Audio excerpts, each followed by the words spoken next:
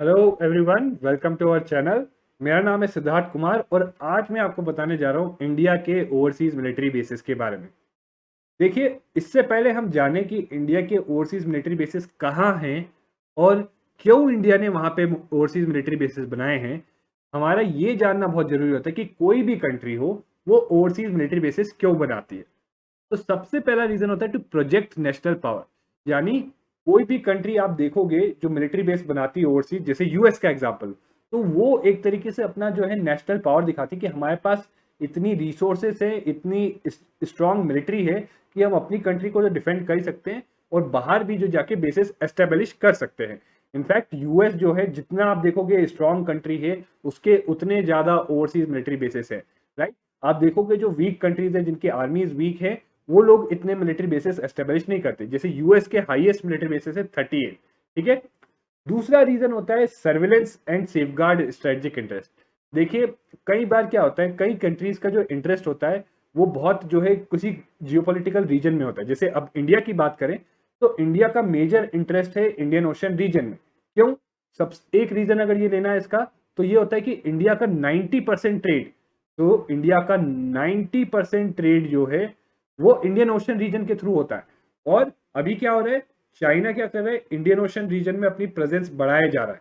काफी trade routes ऐसे हैं इंडियन ओशन रीजन में जो चोक पॉइंट्स पे, मतलब अगर उनको रोक दिया जाए तो इंडिया के लिए परेशानी हो सकती है, या अगर उनको इंडिया रोक दे तो चाइना के लिए परेशानी हो सकती है। तो इस तरीके से जो है, ऐसे जो स्ट्रेटेजिक इंटरेस्ट होते हैं उनको सर्विलेंस रखने के लिए कि दूसरी कंट्रीज क्या कर रही है, कुछ ऐसा तो नहीं कर रही कि जो जो है हम इंडिया का जो है इंटरेस्ट अंडरमाइन हो। और साथ साथ ये भी होता है कि अगर वो कुछ करे तो जो है उनके अगेंस्ट एक्शन ले सके या उनको काउंटर कर सके। इसके अलावा ट्रेनिंग ऑफ फॉरेन आर्मीज, तो बेसिकली कभी किसी नेशन के दूसरी कंट्री के साथ फ्रेंडली रिलेशन होते हैं तो उनकी आर्मी को ट्रेन करने के लिए जो है कंट्री जो है अपना जो है मिलिट्री बेस फॉरेन कंट्रीज में एस्टेब्लिश करती हैं। इनफैक्ट अगर आप अफगानिस्तान की बात करो तो उसमें जो है यूएस ने जो है अपना कई बेसिस एस्टेब्लिश किए थे और कई बेसिस का ऑब्जेक्टिव यही था कि अफगान नेशनल आर्मी को ट्रेन किया जाए ताकि वो तालिबान से लड़ पाए। ठीक है। तो चलिए देखते हैं अब सबसे पहला और most important military base of India. तो वो है in Tajikistan, known as Farkhor airbase. So it is in Tajikistan known as Farkhor airbase. और आप यहाँ पे देख सकते हो मैप में, ये यहाँ पे है। अब देखिए, ये इंडिया का फर्स्ट मिलिट्री बेस था आउटसाइड इट्स टेरिटरी और ये 2006 में बना था। It is operated jointly by Indian and Tajik air force. और अगर देखिए इसका स्ट्रेटजिक इंपॉर्टेंस की बात करें तो आप अगर इसका लोकेशन देखो, अगर आप इसका लोकेशन देखो और यहां से देखो कि आपका इंडिया जो है, इंडिया भी काफी पास है, स्पेशली पीओके, और ये आपका पाकिस्तान भी पास है और ये आपका अफगानिस्तान भी यहाँ पे है। प्लस यहाँ से आपको एक्सेस मिल जाता है सेंट्रल एशिया में भी। ठीक है। तो आप देख सकते हो एक तरीके से फोकल पॉइंट पे है ये बेस।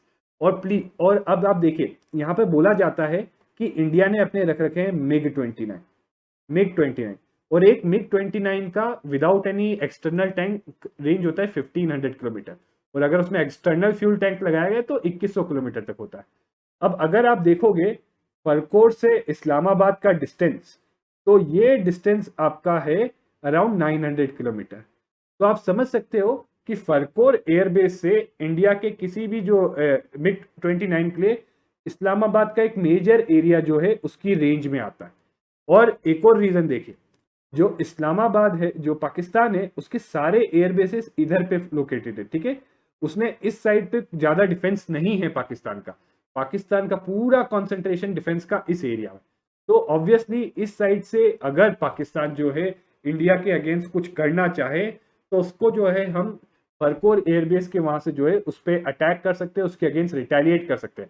और यही चीज जो है पाकिस्तान के लिए एक डिटरेंट है कि वो इंडिया के अगेंस्ट कुछ एक्शन जो है एडवर्स ना। साथ ही साथ अभी आप देख रहे हो कि अफगानिस्तान से यूएस ट्रूप्स पुल आउट कर रही है, तो यूएस एक पॉसिबिलिटी एक्सप्लोर कर रहा है कि जो फरकोर एयरबेस को जो है यूएस यूज कर पाए फॉर इट्स ड्रोन ऑपरेशन। क्योंकि देखिए, भले ही यूएस पुल आउट कर रहा है अफगानिस्तान से, बट स्टिल अभी भी वो जानता है कि जो पुल आउट के कारण जो है तालिबान बहुत बढ़ रहा है और उसको कुछ ना कुछ जो किसी ना किसी तरीके से कुछ ना कुछ जो है नजर रखनी पड़ेगी अफगानिस्तान पे अपने इंटरेस्ट को बचाने के लिए। तो ये तो हो गया फरकोर एयरबेस और उसका स्ट्रेटेजिक इंपॉर्टेंस। इसके साथ एक और एयरबेस है आपका तजिकिस्तान में, वो है आईनी एयरबेस, राइट। एंड अगेन ये भी आप देख रहे हो काफी पास पास है। तो ये दोनों एयरबेस से जैसे मैंने बताया आपको कि अगर कुछ भी होता है तो दीज कैन, यहाँ से जो है एयरफोर्स जो है मोबिलाइज कर सकती है एयरक्राफ्ट, और जो रिक्वायर्ड एक्शन है पाकिस्तान के अगेंस्ट लिया जा सकता है, ठीक है।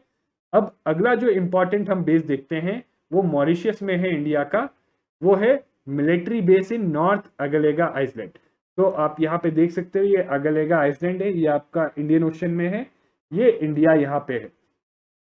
तो देखिए अगर इसकी इंपॉर्टेंस की मैं बात करूं तो देखिए इसका इंपॉर्टेंस देखिए, सारे ट्रेड रूट्स यहाँ से जाते हैं, या फिर ये कहीं यहाँ से केप ऑफ गुड होप से होके जाते हैं, ठीक है, या फिर यहाँ से जाते हैं फिर यहाँ से यूँ जाते हैं।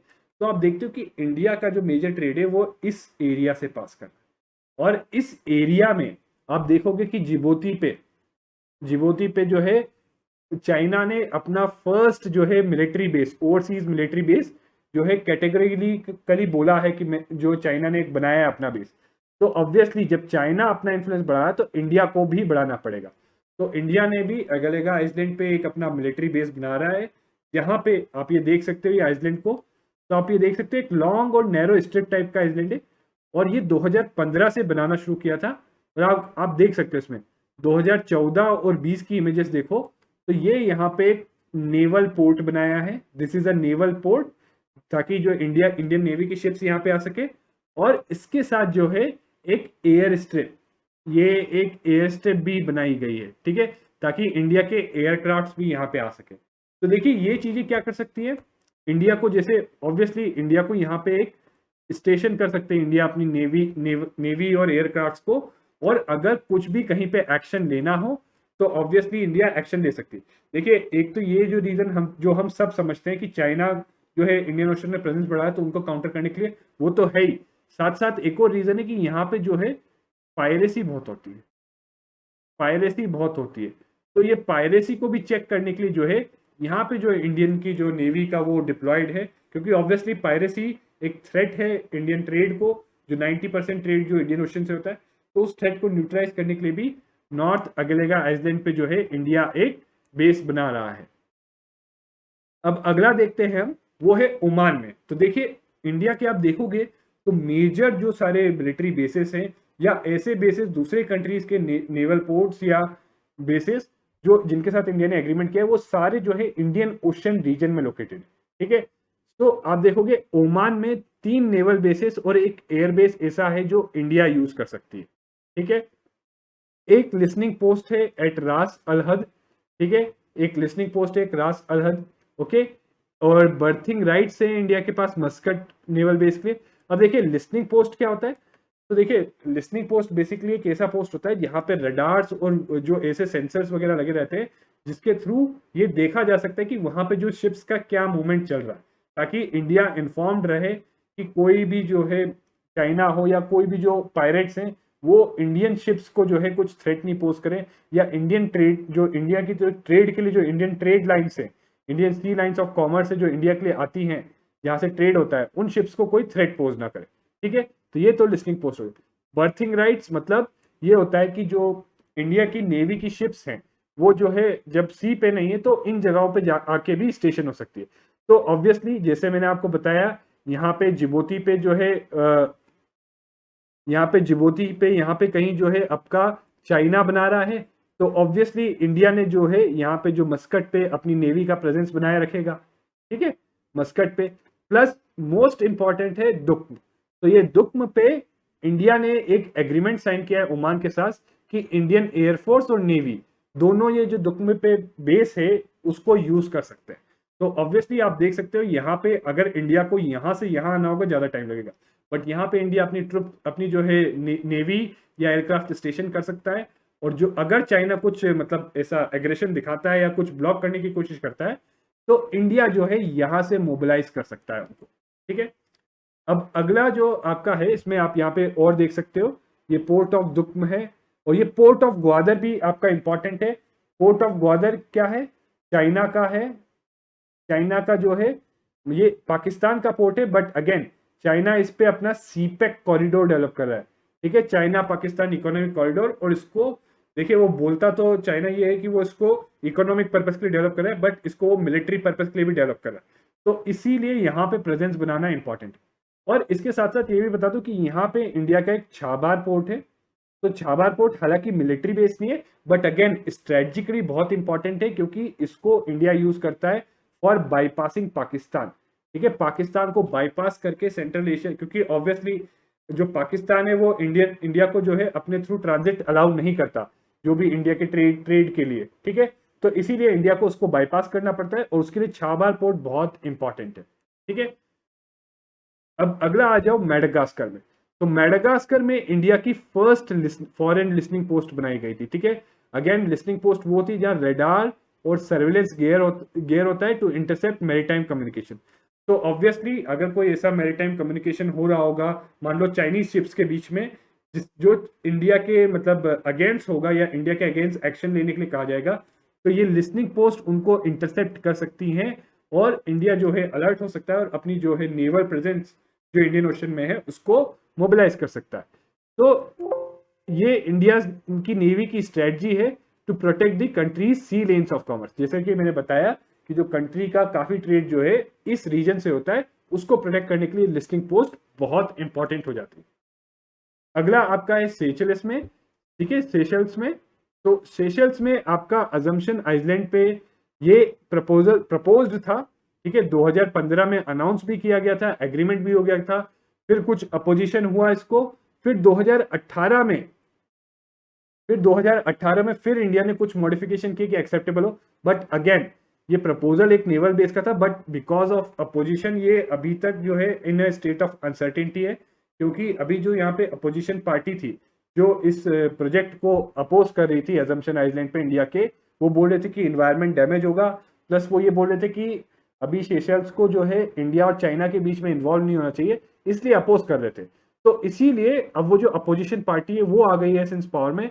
तो ये जो बेस है अभी इन अ स्टेट ऑफ अनसर्टेनिटी है, बट इंडिया ट्राई कर रहा है। ठीक है, इंडिया अपना डिप्लोमेटिक जो प्रेजेंस है वो यूज कर रहा है सेशल्स में, और प्लस इंडिया का देखिए एक बहुत बड़ा डायस्पोरा भी है। ठीक है, तो उसको यूज करके लेट्स होप कि इंडिया जो है इनको कन्विंस कर पाए कि ये बेस बनाने से इनका भी फायदा है और इंडिया का भी फायदा है। ठीक है, तो आप यहाँ पे, और आप अगर मैप में देखो तो ये देख सकते हो आपकी इंडिया के क्या क्या प्लान है, आप पूरा एक ओवरव्यू देख सकते हो। ये इंडिया है, इंडिया का ट्रेड की बात की जाए तो यहां से आता है, यहां से आता है, प्लस यहां से आता है। अब ये तीनों जगह से आता है, तो आप देख सकते हो मेडागास्कर पे, अजम्पशन आइलैंड पे, अगलेगा आइलैंड पे। ठीक है, आगे जाके आप देखोगे मालदीव में भी एक तरीके से आप देख सकते हो कि इंडिया प्रोटेक्ट करने की कोशिश कर रहा है। ठीक है, अगला आ गया मालदीव में। Now again this is something की एक एग्रीमेंट किया गया था to develop and maintain a की naval facility for the armed forces in the Maldives. तो मालदीव में जो है एक बेसिकली लगून आइलैंड है, ये उथरू थीला फालू, ये एक लगून आइलैंड है मालदीव का, और इस पे एग्रीमेंट किया इंडिया और मालदीव ने कि एक नेवल बेस बनाएंगे जहां पे इंडिया जो है अपना आर्म फोर्सेस का प्रेजेंस बना सकता है। राइट, और ये बहुत ही हाईली स्ट्रेटेजिक सेटिंग है इसकी। क्यों? क्योंकि ऑब्वियसली जैसे मैंने बताया ट्रेड के लिए इनकमिंग और आउटगोइंग ट्रैफिक जो ये इसका मेन पोर्ट है माले का, तो उसके बहुत नियर है ये। ठीक है, तो सारा जो है काफी जो ट्रेड होता है उसमें काफी जो शिप्स आती हैं वो माले के थ्रू होके जाते हैं, ट्रांजिट करके जाती है। ठीक है, तो उसके नियर होने के कारण जो है ये बहुत ही ज्यादा स्ट्रेटेजिक सेटिंग में है। ठीक है, अगला आपका है सिंगापुर चैंगी नेवल बेस। तो देखिए नेवल बेस तो सिंगापुर का है, बट सिंगापुर ने इंडिया के साथ एग्रीमेंट किया है कि इंडिया की जो नेवी की शिप्स है वो यहाँ पे इस पोर्ट पे आके रिफ्यूल रीस्टॉक कर सकती हैं और रीआर्म भी कर सकती हैं। ठीक है, फॉर देयर मिशन। और देखिए ये क्यों किया है, अगर आप लोकेशन देखना चाहो तो ऑब्वियसली सिंगापुर यहाँ पे है और यहाँ कहीं पे जो आपका नेवल बेस है। और देखिए ये बहुत ज्यादा, देखिए इतना छोटी जगह पे है, बट अगर आप चाइना के ट्रेड की बात करो सारा, तो चाइना का ट्रेड देखिए यहां से इतना नहीं जा पाता, पर ये जो है आपका स्ट्रेट ऑफ मलक्का, तो चाइना का जो कितना 70% ट्रेड 70% ट्रेड जो चाइना का होता है वो इसके थ्रू जाता है, यहां से होते हुए यूं जाता है चाइना में। ठीक है, तो इंडिया की प्रेजेंस अगर यहाँ पे है और इंडिया को के अगेंस्ट चाइना कुछ करता है, अगर उधर भी बॉर्डर पे करता है, इंडिया के पास हमेशा एक बहुत अच्छा लेवरेज रहेगा कि इंडिया यहाँ पे ब्लॉकेड कर सकता है और चाइना का जो है रोक सकता है ट्रेड।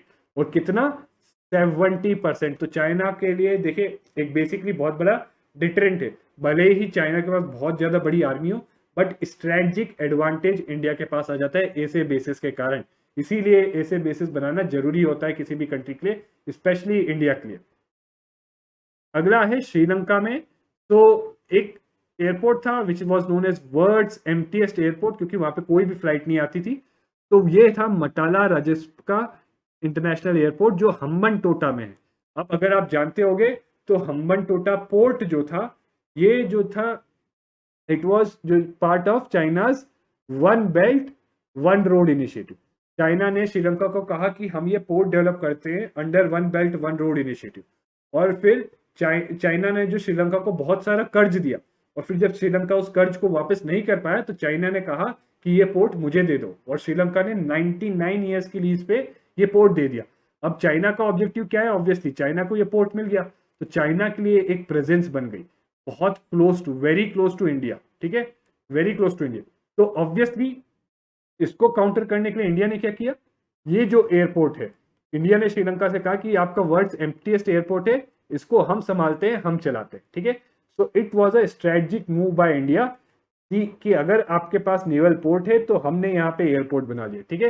तो जो भी देख रहे हो आप कि जो है चाइना का इन्फ्लुएंस काउंटर करने के लिए जो है किया जा रहा है। तो अगला important naval and air base जो इंडिया के लिए है वो है वियतनाम में, और ये है Cameron airbase and Cameron naval base. और देखिए ये बेसिकली बहुत ही पुराने मिलिट्री बेसिस है, ठीक है। पर देखिए ये जो है ये वियतनाम के ही बेसिस है, पर एक मिलिट्री कोऑपरेशन पैक्ट है वियतनाम और इंडिया के बीच में जो अलाउ करता है प्री अरेंज्ड विजिट्स, ठीक है। इन बेसिस के ऊपर जो है इंडिया की नेवी, आर्मी, एयरफोर्स जो है प्री अरेंज्ड विजिट्स कर सकती है वियतनामीज आर्मी के साथ, ठीक है। तो ये प्री अरेंज्ड विजिट्स का बेसिकली सिग्निफिकेंस ये है कि आप देखोगे कि ये जो वियतनाम है इसके पास ही साउथ चाइना सी है, और साउथ चाइना सी में आप देख रहे हो कि चाइना बहुत असर्टिवनेस दिखा रहा है, वियतनाम के कई एरियाज को क्लेम कर रहा है। तो एक तरीके से वियतनाम जो है इंडिया की तरफ देखता है कि इंडिया जो है कहीं ना कहीं अपना, इंडिया का अगर इन्फ्लुएंस यहाँ पे रहेगा तो चाइना को काउंटर किया जा सकता है। इनफैक्ट इंडिया का भी इंटरेस्ट है साउथ चाइना सी में ये कि साउथ चाइना सी बहुत मिनरल रिच है, प्लस काफी ट्रेड जो है साउथ चाइना सी के थ्रू भी होता है। तो इसीलिए चाइनीज असर्टिवनेस को कंट्रोल करने के लिए और चेक में रखने के लिए इन साउथ चाइना सी इंडिया का यहाँ पे प्रेजेंस होना जरूरी है। अब देखिए एक चीज आपने देखी होगी कि चाइना के भी बहुत सारे बेसिस है। हालांकि चाइना ने कहा है कि अभी तक कि बस उसका एक ही जो उसने एक्सप्लिसिटली बोला है कि मिलिट्री बेस है ओवरसीज, वो जो जिबूती में बना रहा है। बट अगर आप देखो चाहे हम्बन तोता हो, चाहे ग्वादर हो, या दूसरे भी कई जगह उसके जो बेसिस हैं, वो सारे बेसिस अगर आप देखो तो उनकी चाइना इतनी कैपेबिलिटी डेवलप कर रहा है कि उसमें जो है उनके एयरक्राफ्ट कैरियर्स, मिलिट्री वॉरशिप्स या फिर जो है सबमरीन्स वगैरह भी आ सकती हैं, ठीक है। तो इसीलिए, और इसी को देख के कई लोग बोलते हैं कि चाइना क्या कर रहा है, एक स्ट्रिंग ऑफ पर्ल्स क्रिएट कर रहा है इंडिया के अराउंड, ठीक है। ये स्ट्रिंग ऑफ पर्ल्स एक ये है कि चाइना जो है इंडियन ओशन में इंडिया को जो है एक तरीके से सर्कल करके बांध के रखना चाहता है, ठीक है। तो ये जो है स्ट्रिंग ऑफ पर्ल्स की थ्योरी जो है ये है, और इसी को काउंटर करने के लिए एक नई थ्योरी आई है जो इंडिया कैसे काउंटर कर रहा है, through necklace of diamonds, necklace of diamonds. और इन नेकलेस ऑफ डायमंड्स में अगर आप देखो तो छाबार जैसे बताया, दुक्म जैसे बताया आपको, अजम्पशन पे जो सेशल्स में जो है, Tabang in Indonesia, Changi airport Vietnam में जैसे आपको बताया, और जापान में बताया, और इवन मंगोलिया में। हालांकि अभी तक ये जो सारे हैं इतने, अभी तक सारों पे जो है इतना ज्यादा मिलिट्री बेस नहीं बने हैं या इतना डेप्थ नहीं है इंडिया का। बट अगेन ये एक नेकलेस ऑफ डायमंड्स एक ऐसी चीज है जो इंडिया यूज कर रहा है to encircle China and counter the Chinese pearls of string, ठीक है। तो बेसिकली आपने देखा कि कैसे इंडिया के जो फॉरेन मिलिट्री बेसेस हैं इतने ज्यादा इंपॉर्टेंट है इंडिया के लिए कि जो इंडिया के ट्रेड को, इंडिया के स्ट्रेटेजिक इंटरेस्ट को, और एक तरीके से इंडिया का जो है जियोपॉलिटिकल इन्फ्लुएंस बनाने के लिए बहुत इंपॉर्टेंट है, ठीक है। इनफैक्ट आप देखोगे कई जगहों पे जो इंडिया के नेवल बेसिस हैं या वो हैं, वो कई बार जो है यूज किए गए हैं for providing humanitarian assistance and disaster relief. India की नेवी ने बहुत ही ज्यादा काम किया है in providing humanitarian assistance and disaster relief, और उनमें ये बेसिस बहुत काम आए।